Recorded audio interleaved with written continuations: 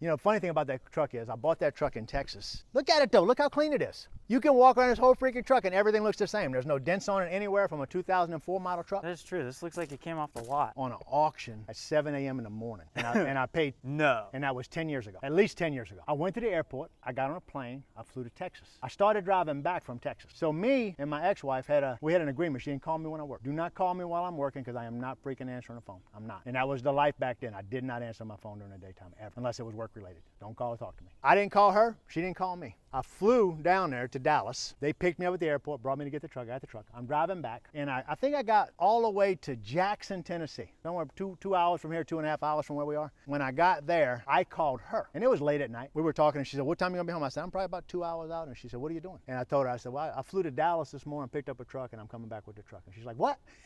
That was it. I mean, I didn't even discuss that kind of stuff. I just drive and get it and come back and go back, and that was it. It was just over. But that's just kind of funny because everybody says, who would do that? But that was just what it was. That used to be the way it was. Men would go to work, they would work all day long. Nobody called them, they just worked. Right. And they would go home. Now I can't get 15 minutes from my people without being on the phone, texting somebody or talking to everybody. It just never goes away. Paid $10,000 for it. How many miles did it have when you got it for $10,000? That truck had 104,000 miles on it when I bought it. Okay. Now it has 130,000 miles on it. I've put less than 30,000 miles on that truck in over 10 years. I only use it to pull trailers. I only drive about 6 miles round trip wherever I go. It's never anything that's a long distance. It is an awesome truck. It's my favorite truck. As old as it is, everybody says, well, why don't you buy you a new truck? How many problems you have with a new truck, man? I don't want a new truck. I just want this. I want something old. I want something now. Now, I'll tell you right now, if somebody puts a dent in it, I'm gonna be pissed. You know, I don't let a lot of people drive it because I like the truck. I just don't want people to fool it. It's just an old truck. Yeah. Now this truck has a 6.0 in it, which is not a good engine. They're proven to fail at about 100,000 miles. Oh. So they are proven to fail. And that is probably why I bought the truck cheap, because people didn't want to buy a 6.0.